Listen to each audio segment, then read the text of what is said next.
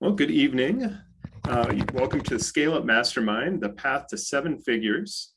This is part of the Global Entrepreneurship Month program with the Washington Department of Commerce, and also a part of our ScaleUp Mastermind program. Few things to let you know about real quick. ScaleUp Mastermind is a product of the Thurston EDC, Center for Business and Innovation, where we're creating an ecosystem for entrepreneurs. Within this EDC CB&I, we have resources for starting businesses, business planning, understanding financials, specific business coaching and ongoing mentoring. Some of the programs that we have under the umbrella of the Center for Business and Innovation are the Business Enterprise Startup Training Program, which is, again, one of those programs where if you're just starting out in business, this is the place to do, or if you know somebody that is starting out in business, that's stage one. As you move forward, we've got the ongoing counseling through the Washington Center for Women in Business, the Small Business Development Center with Jennifer Dye as our local advisor, the Senior Corps of Retired Retired Executives SCORE, which provides mentorship for industry-specific concerns, and also the ScaleUp business training course, which is one of those steps to the next level of your business, that will help you break through those plateaus that commonly plague businesses, right? Also under our roof, we've got the Procurement Technical Assistance Center for anybody interested in doing government contracting. And we also have a number of different Thurston-specific resources, such as the Thurston Investment Network and the STEADY program, the South Thurston Economic Development Initiative. With that being said, it's my great pleasure to introduce you to DMAC, Coach DMAC, Daryl Moreau, our master trainer here, who will be talking to you about the path to seven figures. So Daryl, Coach DMAC, take it away. Awesome. Let me get my screen shared. All right, so during this presentation, if you have questions, please type them into the chat. I believe, James, you'll be on here the whole time, so you'll be able to let me know if somebody types something in in case I don't see it. So again, my name is Coach DMAC. You may know me as Daryl Moreau. This last summer, I decided to rebrand myself. I'm working on getting my website and all the things that I teach about. I'm doing the same thing as a business owner.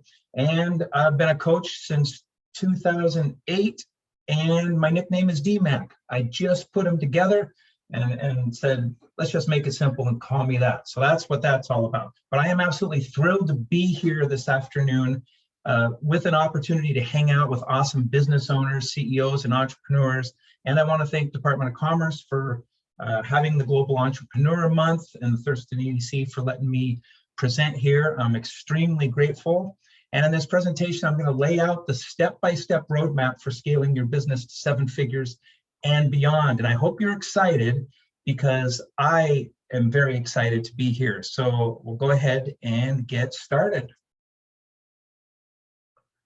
So a lot of business owners dream of scaling to seven figures. You know, that's kind of that $1 million business for a lot of business owners. That's like the holy grail. And some of you on this line may be past that, but there's a lot of them that are not, and there's a lot of challenges that business owners face. So I just want to talk about that for a little bit. Why do people not make it there? What happens when they get there? And just a couple of the things I want to point out is, you know, there is so much information on how to do something. It's information overload. You know, now we have YouTube and all the social channels and the news, and everyone's promoting their method of doing things and saying, no, you can't do this, you should do this.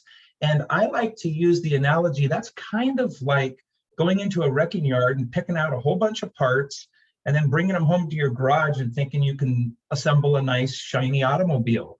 It takes a lot of work, and it takes a system, a step-by-step system, in order to put the right pieces in place.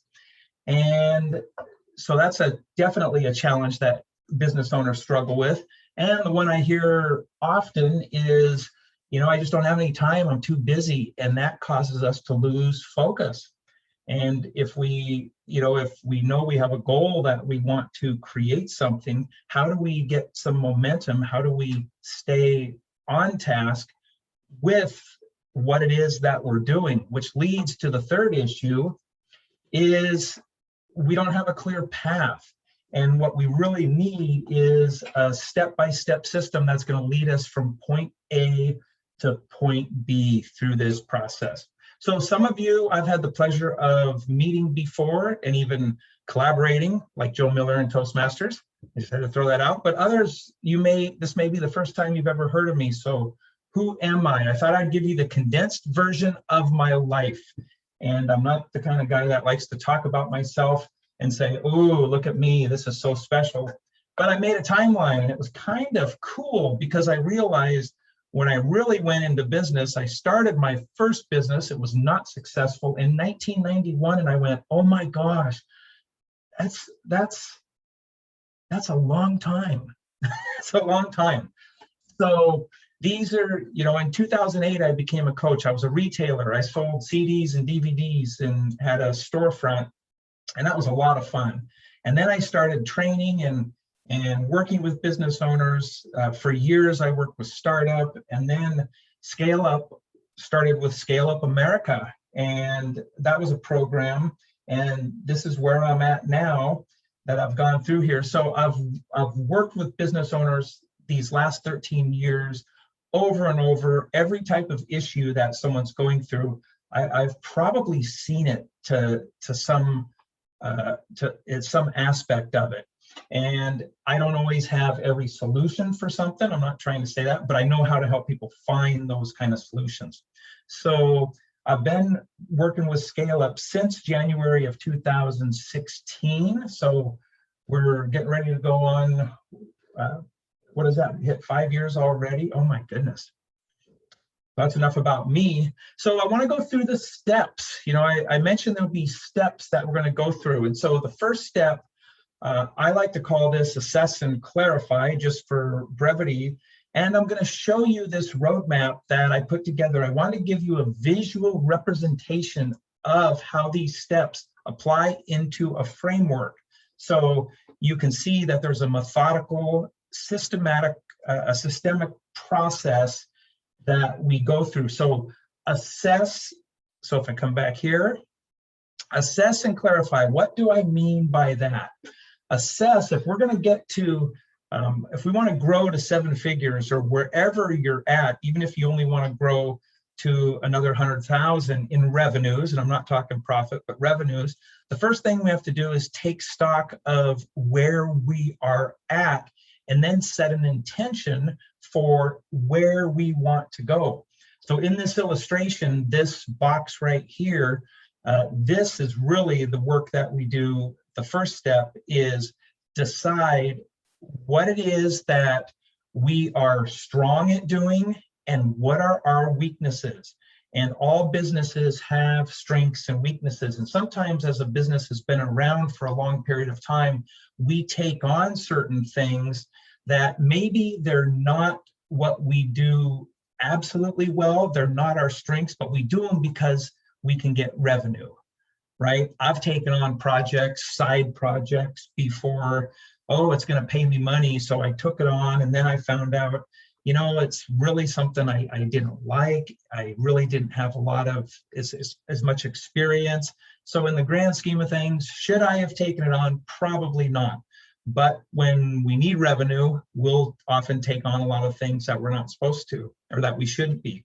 So assessing your current situation, we do this by doing a SWOT analysis, and all that does is allow us to identify what things we're good at, what our strengths, what are our weaknesses, what opportunities are available for us, and what threats are we facing. And in this environment, this, whatever you want to call it, pandemic, COVID environment, there has been so much disruptions, but at the same time, there's a lot of opportunities open up, and there's people capitalizing on these opportunities. And I remember when the pandemic hit, I thought, wow, it'll be really interesting to see 5 years after to see what all kinds of new businesses are out there, what kind of disruptions, because when we often do not have a choice, we have to come up with something. We invent things, we find a better way to do things. And so we want to determine what are our strengths and weaknesses, and then look at our core competencies. Those are the things that you're known for. That's your wheelhouse, if you will. For each of us as individuals, there's something I used to call it a superpower, and I've kind of shifted my thinking to the zone of genius. We all have a zone of genius. We all have those things that just come natural to us, that we have skills for. And matter of fact, they come so natural to us that we usually dismiss them. Oh, that's nothing. Someone else will admire us for it, but oh, that's really no big deal, because it's our zone of genius. And often when we do that kind of work, time stands still, if you've ever been in that situation. But when we're in the opposite, when we're outside that zone of genius, then we're fighting it, and oh, I don't want to do this, and we might not do it that well. Business is the same thing. You have core competencies that you do well. So really assessing these core competencies, assessing these different areas of your business, where are your weaknesses, because those are the clues that if you address those areas, then you can continue to grow. The challenge is we never take time, or we rarely take time to do this type of work, to see what it is, to identify what areas that we should be focusing on. And also doing a realistic assessment. Growth can take money, depending on if you are scaling your operations and you're going to be adding different equipment, et cetera, like that. But also it's going to take energy and dedication and intention. And are you at a place in your life where you can actually do that? So those are fundamental questions that we need to answer and flush out before we start this process. So we assess, and then we clarify. The clarify is the vision. Where do we want to be in the next 3 years? And the way I like to break this down is I like to get a snapshot of the 3 years. I would fill this out with bullet points. What do I want to be where in 3 years? But then we want to set yearly goals, and I like to set quarterly goals that move us forward. So when we assess where we're at, clarify where we want to go as a company, then this middle portion is a gap, right? And anytime you set a goal, anytime you set out to achieve something, whether it's a new job, new skill set, whatever that is, there's always a gap between where we are and where we want to go. And we want to close that gap as quickly as possible. So the first step is we assess, and then we set our vision and clarify and set our vision. The second step is to identify growth opportunities that can get us to that vision in a timely fashion. There may be multiple different ways, like a fork in the road. Should I expand in this way? Should I cut this out? What is it that would provide me the best opportunity? And the way we do that, it's part of this section here that is part of your strategy. It's the market research to look for growth opportunities. So has anything changed in the marketplace with the industry? We just have to dial in and get a sense of that, and then we can look for growth strategies. And there's really only a few different growth strategies. There's a market penetration strategy. That means you're going to take what you're selling, whatever your products or services are, and you're going to go deeper into your market. So perhaps you've been in business a couple of years, you really haven't put a lot of effort into marketing or the marketing that you think you're capable of, and you decide, okay, I'm going to focus on market penetration and go deeper in the market. And so as we fine tune your plan coming up, then we would make sure that is a priority for you. If you've been marketing for years, you've really think you've saturated, you've been mailing things in your target market, you've been doing all sorts of things, you may want to expand your market. This is simply taking your same product or service and going into a new market. So an example of that is you have, let's say you're a plumber and you're working here in Thurston County, and you start to look around and you go, you know, I could really go into Mason County and they really don't have as much competition as they do here. I'm going to start doing outreach and promotion and expand into Mason County. That's an example of a market expansion. A line expansion is if you decide to add another product line of some sort. You could be a consultant that offers services and you expand your service offerings. You could be a plumber that decides to go into HVAC, and maybe you didn't do HVAC before, but now you want to do that. So that's an example of expanding a different line. And then new business development, that is opening something else. It might be something that is a spin-off of your business and you want to promote that as a new business. And then other opportunities, this is licensing, franchising. There's multiple different ways, but we want to be very clear on which opportunity that we want to choose. Do some research to make sure, you know, I want to be a plumber, I want to go into Mason County because I don't see anybody there. Well, we should look up and see and research how many plumbers do they have, how many people live in that area, are more people moving in than moving out of the area? What's the projected, you know, scope in the next few years? Is the time right to do it? So that's the research component. So step 2 is making sure you know which way you want to grow. So we want to plan that out. And then step 3 is defining your strategy. So again, I'm going to come back to here. That's this bottom quadrant right here. Once you know where you are, the good, bad, the ugly, you know where you want to go, and you decide which way you want to grow, which opportunity you're looking for, then it's time to develop a strategy for how you're going to do that. And is there anything you need to do to set yourself up to dominate your market in the future? That's the word I always like to use. And it means you want to position yourself from a place of strength where you can grow and show that you are, that you're a company that sets yourself apart and is different and unique from all the other competition out there. And we do that by establishing your competitive advantage.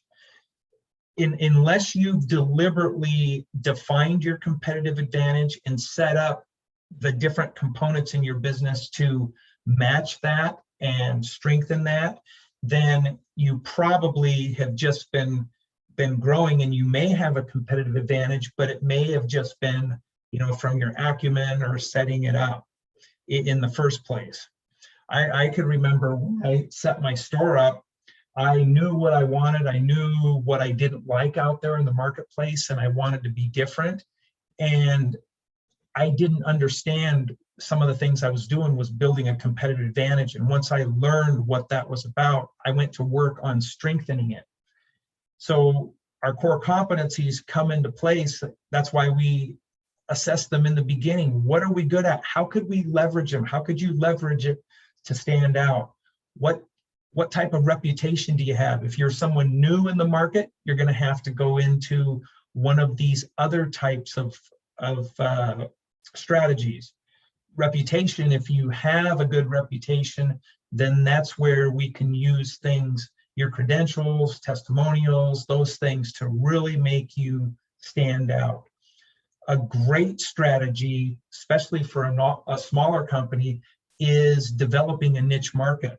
And oftentimes when someone really wants to scale, you can look back at their evolution, and when it was one of the big factors was they realized what their core competency was.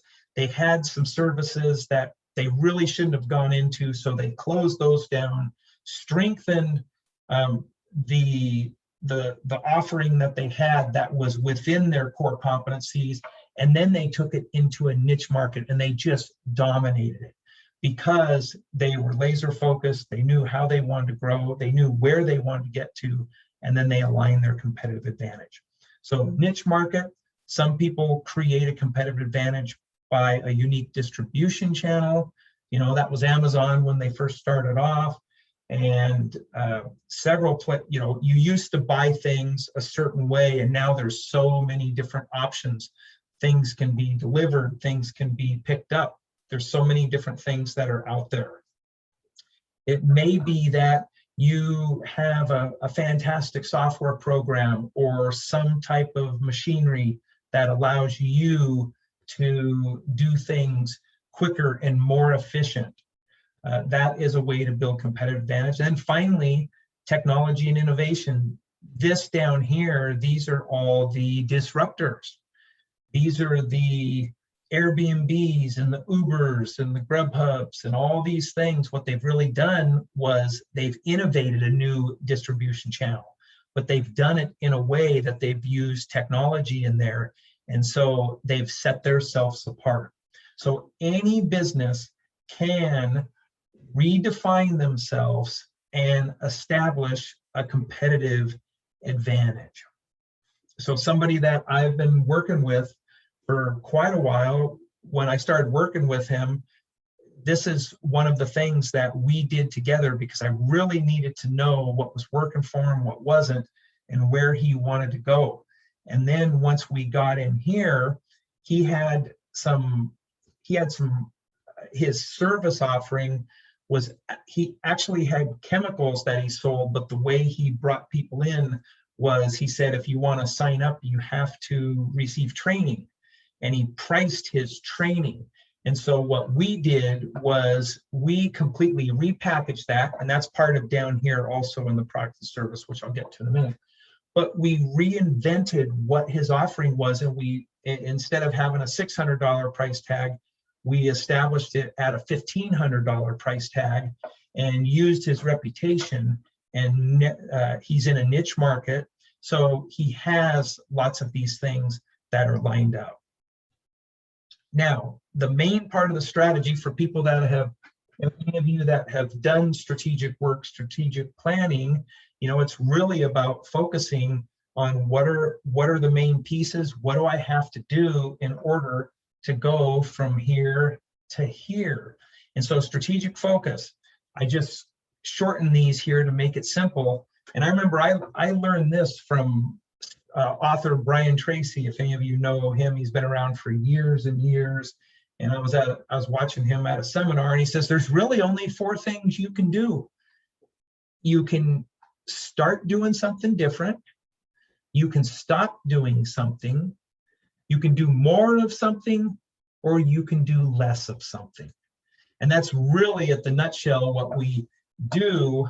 We take these areas that you've identified when you were assessing, and maybe there's something in there, okay, I need to stop doing this. I really need to start doing my lead generation follow-up. Maybe I really need to start working and get that website done because I'm losing business that way. I need to do more outreach and less this. So that's really what we do, is we want to define what the strategy is that's going to lead us here. And then the rest of the steps, you're going to see, fine-tune your business to help you achieve your 3-year vision, which gets pretty exciting. When we get down in here, this is where we're tweaking and refining everything that you have here in order to continue your growth. So let's take a look at those really quick.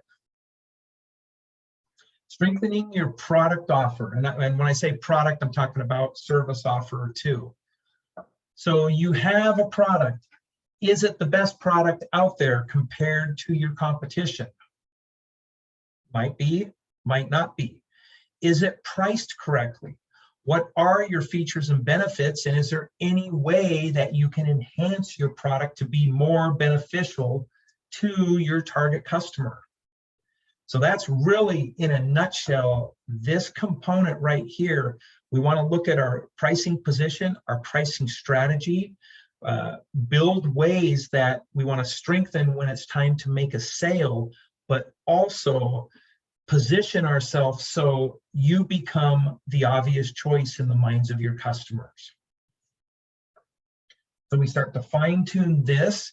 And again, as I mentioned, the one individual that I worked with, he had chemicals that he sold, but the manufacturer of the chemicals makes it mandatory that if anyone wants to purchase, you can't just go to a store and purchase them. You have to take a training program. They want to make sure people are educated. So he was promoting, we've got these products, but we have a training that you have to go to. And I said, you know what? We were, you know, it's what I was talking about here. I said, nobody wants to buy a training. They want to buy an end result, and they want to buy a system that can get them from point A to point B. So let's repackage your product offering. You have great features, you have great benefits. Instead of a training, we called it the master license or the master system that people would buy, and training is included. So we had to go through and just repackage it into a brand new product, and then we made sure the price matched it. And actually, I thought he should have priced it at around $2,500, and I still think he could get it. He's a little shy on that. He went from $600 to $1,500, and he was okay with that. But I think because it's such an extensive system that he has, he could easily command that price. There's no one else that offers what he's doing the very way that he's doing it. So making sure your product is as solid as possible. And then you have your strategy set up, you're getting your product set up. Then we want to look at the next step, which is marketing. And not just marketing, amplifying your market, want to seize the market. So this is where if you've made changes to your product at all, we need to update the marketing. And does your brand, is there any changes that need to be done to your brand? Because if you're going through here, you've gone through these steps, you may have to update the brand. That's what I've been doing in my business. Is I've had some evolution over the years, and it's like, the clearer we get on this, the easier it is to do this, the marketing. Does that make sense?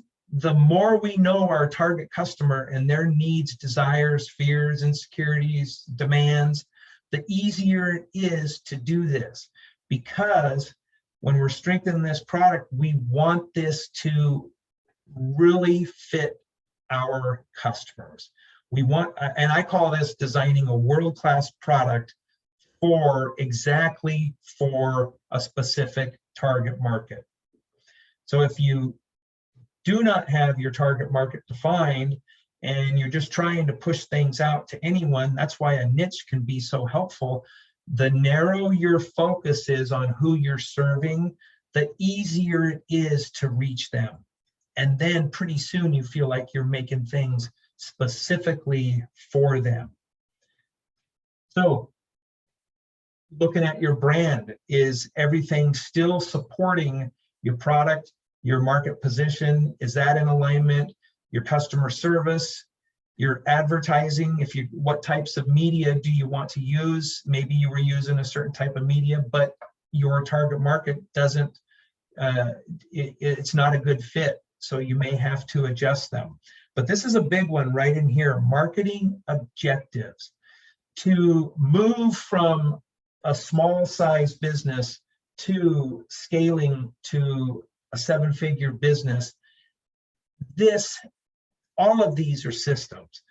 you have to have very clear marketing objectives. What is it that you're going to do? What campaigns are you going to run?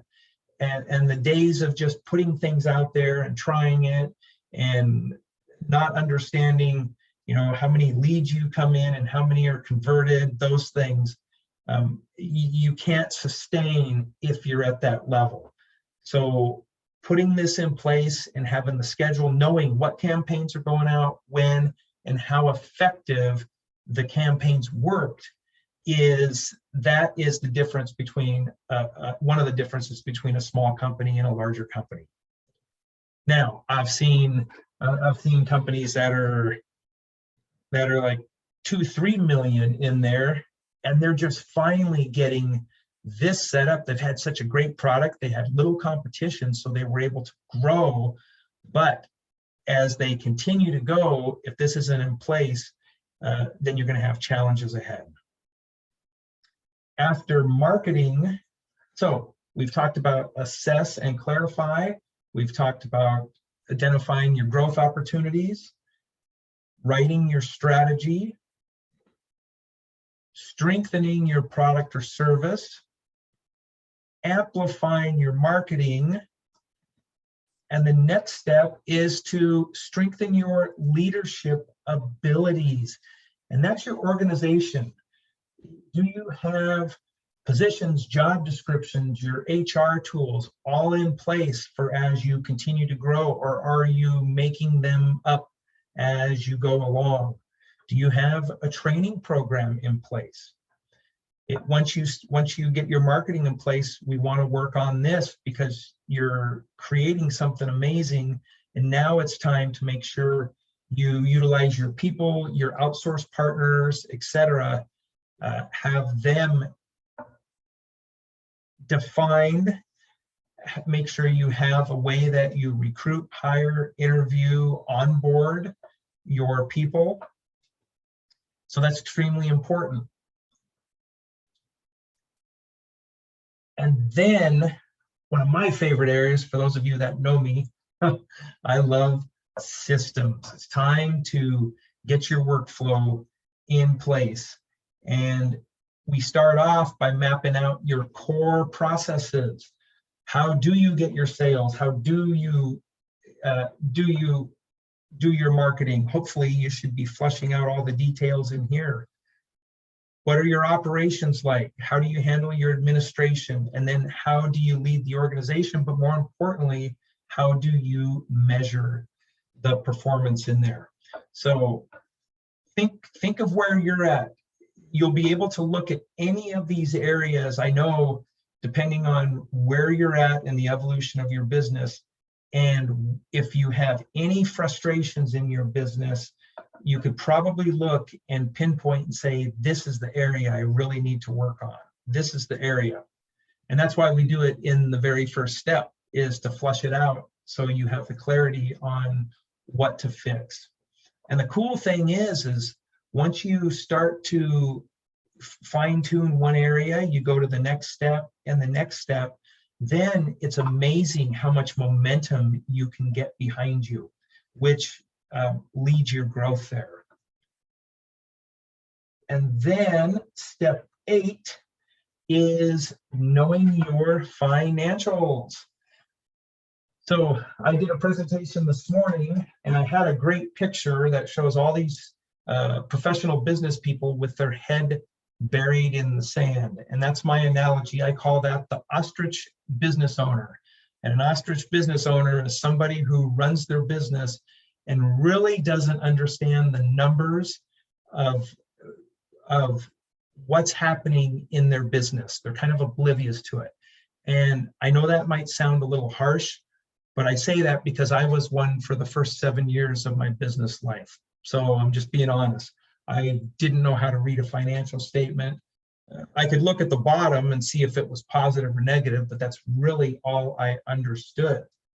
So you're starting to grow, you want to scale, you have to know what your key ratios are.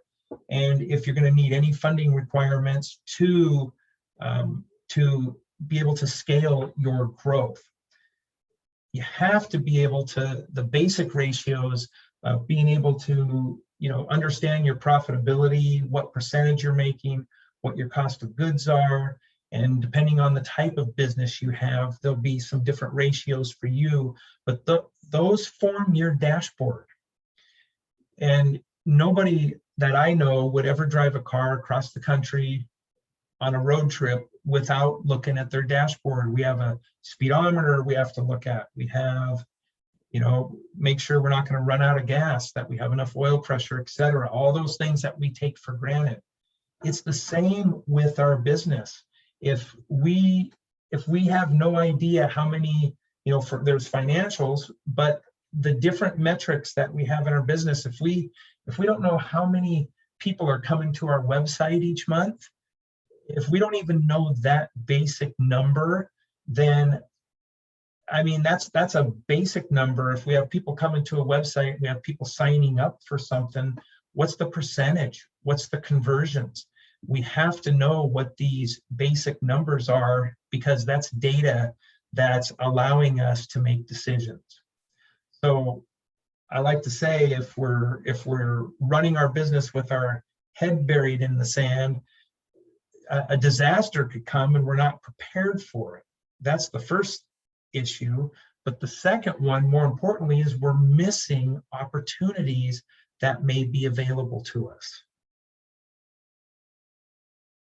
Hope that makes sense.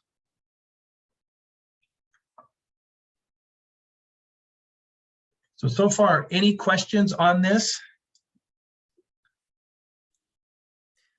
Yeah, and feel free to, let's start the conversation on this.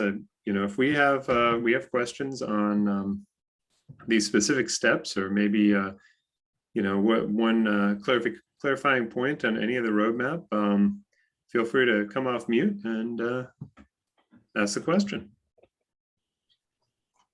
Yeah, please bring a question in, or you can ask me private questions, and I can kind of keep it private and address something. But if you think about it, if we look at these steps, where you are right now, often I can't tell you how many times I talk to someone and they'll tell me, yeah, I really want to grow my business. And I say, okay, where do you want to grow it to? Well, I don't have any idea. Well, do you have any kind of goal set? No, not really. I just want to grow it. I want to grow it beyond where I'm at.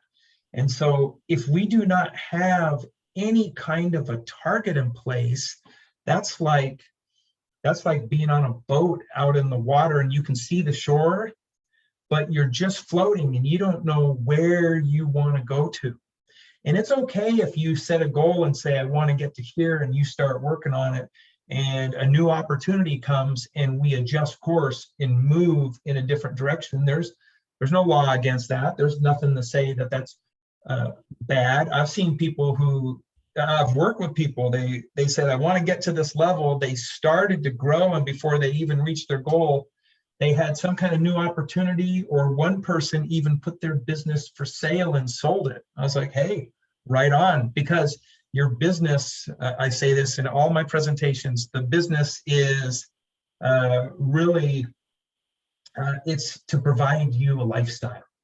Your business is to provide you a lifestyle. You made a decision to invest in your business, to spend money, to go into your business, and it's to provide you a lifestyle. Why do we all go into business in the first place?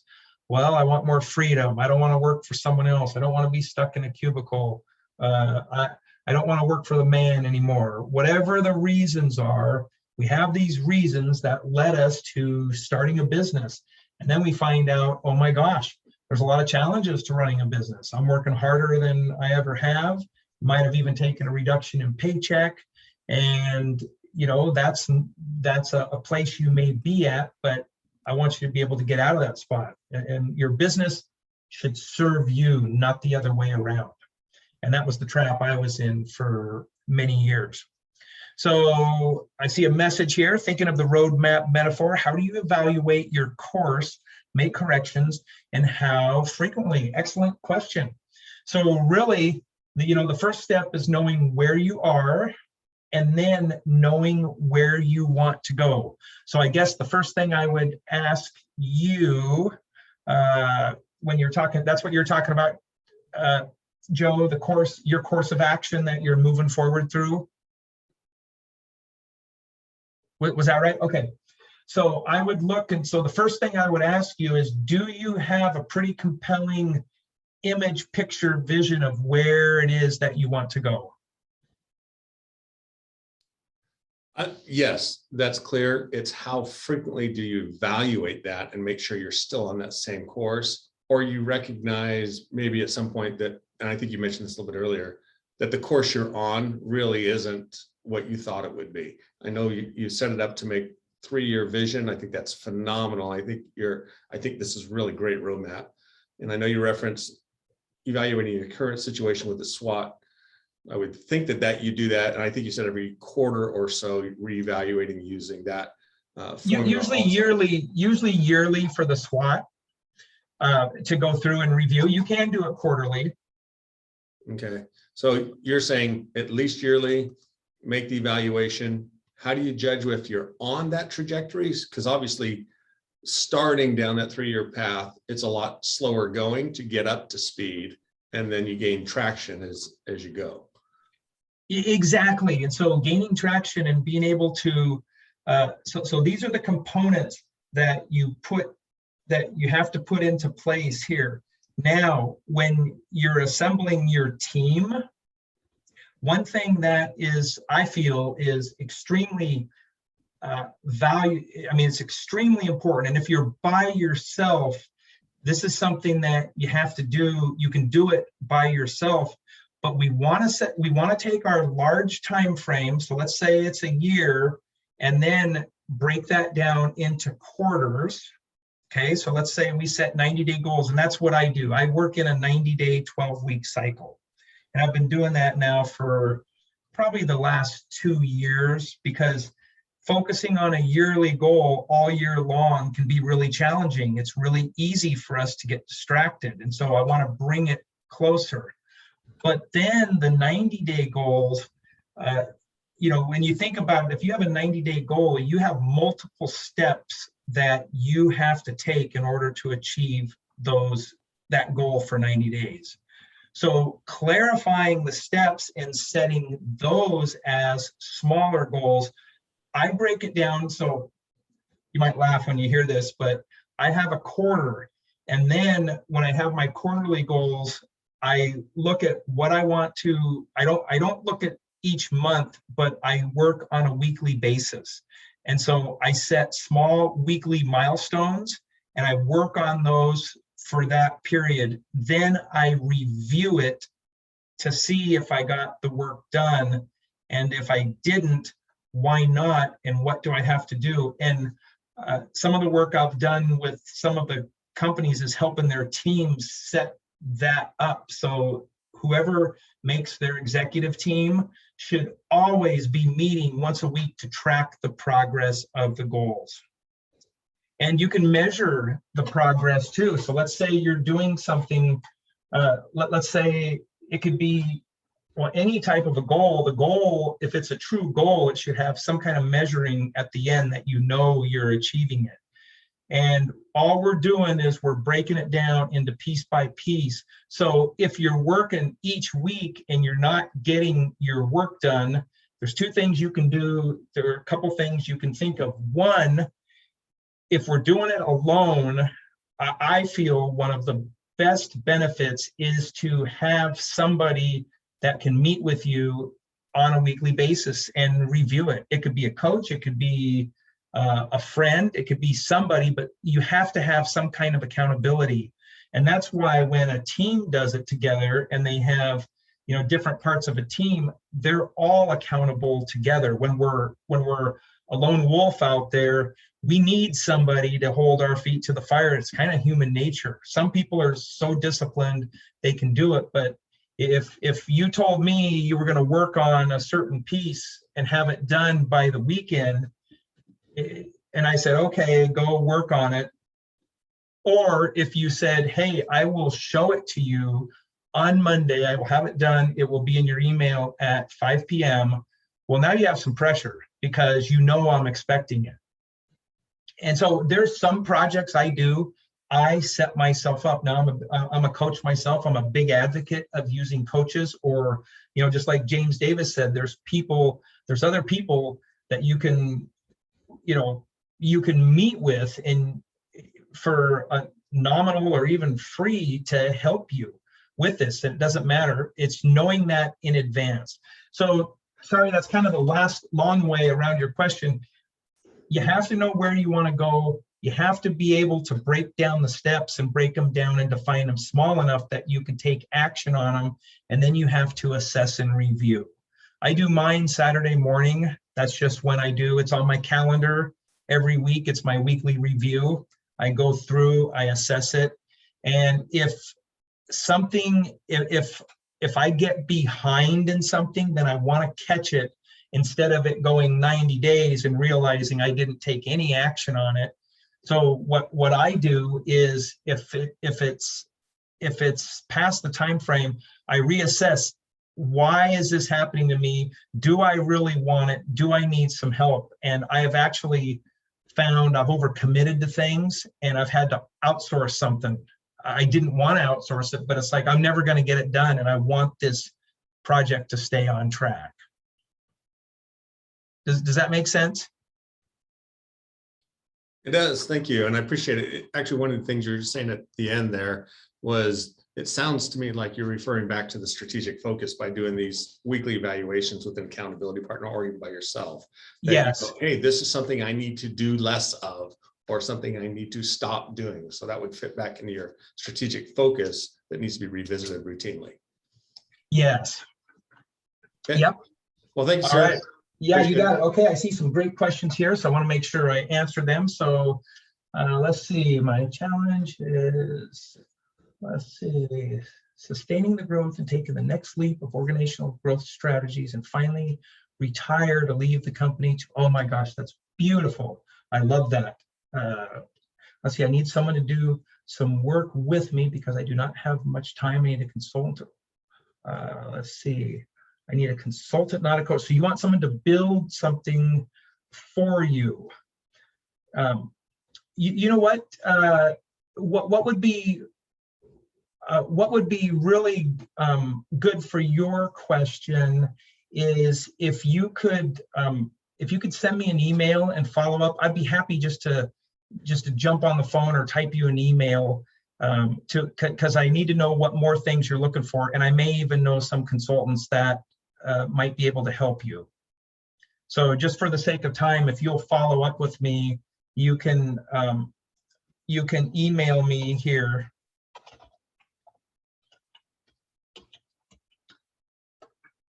I put in my email there.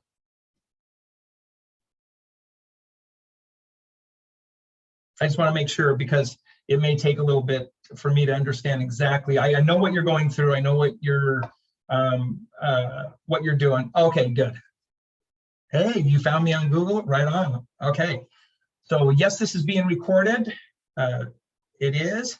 And let's see, can I give an example of how a healthy set of systems can free up business owners time to work on the business and not in the business? Yes, absolutely. So is everybody familiar with systems? You know, systems are processes, procedures. They're basically steps that lead to a specific outcome. So a system is something that produces a result. We're surrounded by systems, and believe it or not, our habits are a form of a system. If you think about it, if you have good habits or bad habits, they produce results. That's all they're doing, and it may not be what you want, and the same thing applies in our business. We get results based on our systems, and if we lack systems, we're going to experience a lot of unpredictability, and that can come in quality, all kinds of things. So the easiest way to demonstrate a system is a recipe, baking a cake. We all know how to bake a cake. You have a step-by-step set of instructions. You have some equipment, pots, pans. You have some ingredients. That's all part of the system. And if we follow it, we turn on the stove, we do everything. If we follow the recipe, we will bake a cake, we will get a cake just like the recipe. If we alter the recipe, let's say we forget to put an egg in, or we turn the oven up 200 degrees more, we're not going to get the same outcome. So a system is something you follow in your business to produce a result. And that's right here in operations.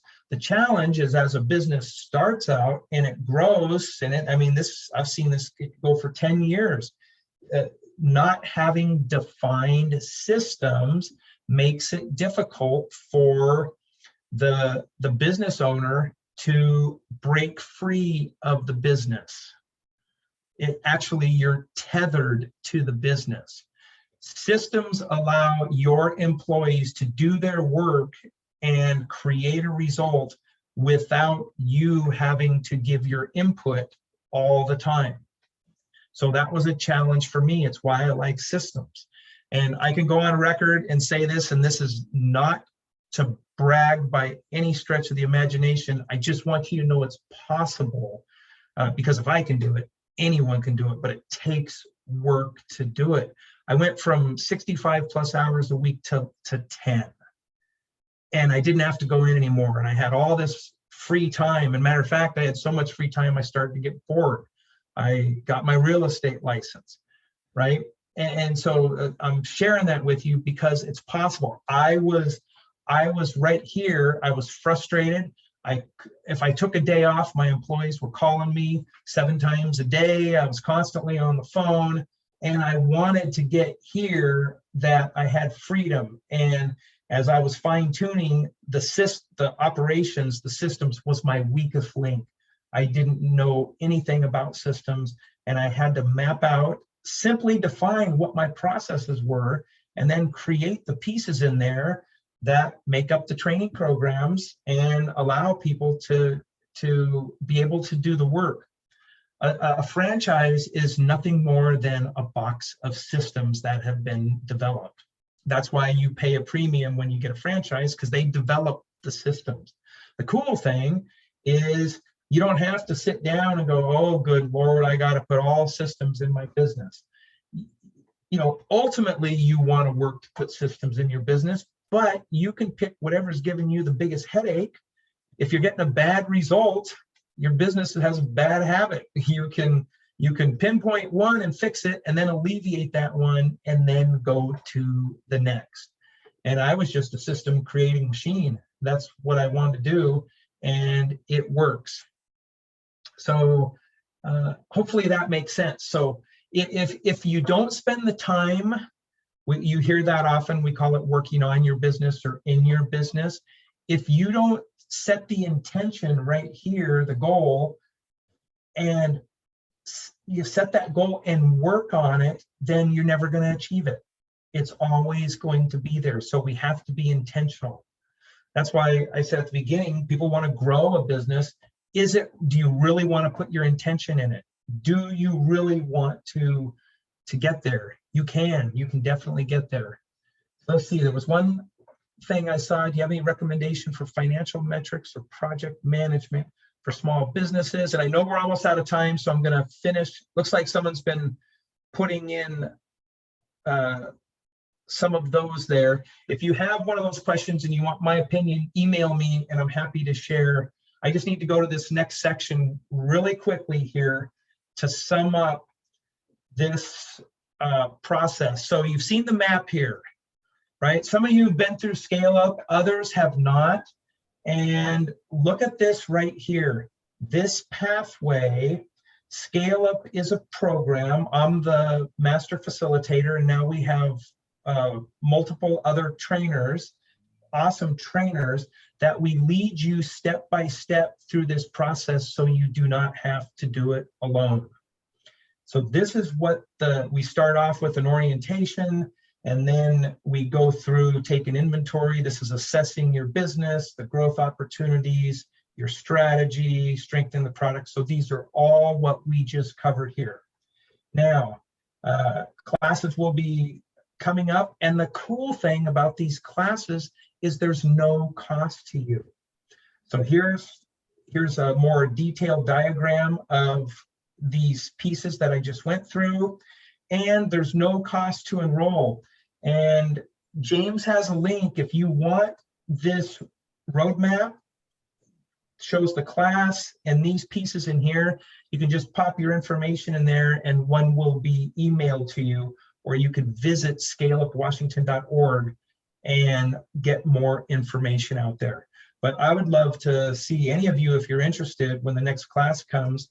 You might be in the class that I lead, and I love these classes because I get to meet so many awesome, amazing business owners, and it's the peer-to-peer camaraderie and asking questions and discussion that really makes this a magical experience, because you can hear me talk about something, but when you hear people from different industries explain what they're working and doing in there, then you get so many wonderful ideas. And somebody who's been scaling their business, let me just show you this really quick. They came to ScaleUp. They had a business that was closed with COVID. They were actually a nonprofit and it was closed. They produced food and events and they could no longer hold them, and they had vans and they had a workspace. They actually went through here, and it was from listening to someone in the class. They looked for a new growth opportunity, and they developed a whole new opportunity where they developed a podcast and people in a niche market for the Latin community, and they're doing really well. They've completely changed their direction because they had to, and they put these pieces in place. So just a little story. So yeah, again, James put, if you're interested in the roadmap, you can find it through this link here. You can come here if you want more information. And I want to put my information here. If any of you, if you want to talk to me, if you want to send me an email to ask me a question, feel free to contact me and reach out to me. I'm a pretty friendly guy. Don't let the spiky hair scare you. And I specifically wore my outfit today because I wanted to match my character. So, yeah. So, Daryl, do you want to put that Calendly link in the chat? Oh, sure. Yeah, let me put it in the chat. Oops. I will do that right now. Thanks, James, for mentioning that. Yeah, no problem. Thanks for all the great information today.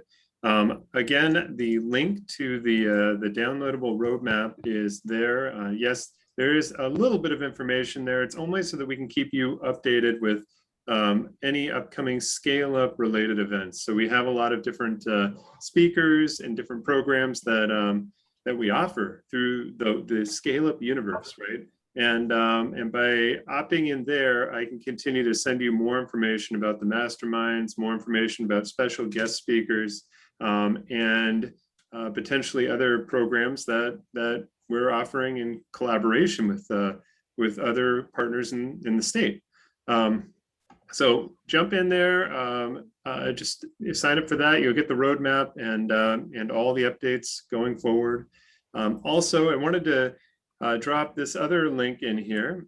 As I mentioned earlier in the session, the Washington State Department of Commerce is well into Global Entrepreneurship Month. It started out as Global Entrepreneurship Week a while back, and it quickly evolved into a month-long event. If you follow that link that I just dropped into the chat there, you'll find all of the other sessions that are being hosted currently through the Department of Commerce. I want to thank Coach DMAC for his enlightening presentation. Thank you so much, DMAC. And I wanted to just make sure we didn't have any other follow-up questions that anybody wanted to address before we signed off. And I just had one more thing I wanted to say. Don't want to interrupt anyone. I just want to say thank you all for being here and investing your time. I admire anybody who has the courage to pursue the path of business ownership. It's can be a double-edged sword. It can be really amazing, but it can be extremely challenging. So you already have my respect just for choosing that. That's, as you saw in my timeline, it's really all I know and I love. And so I like to be, you're my people. So thank you for being you and being awesome and being here. Thank you, DMAC. Anybody have any last minute follow-up questions? All right. Well, hearing no further questions, I'm going to go ahead and call it a night.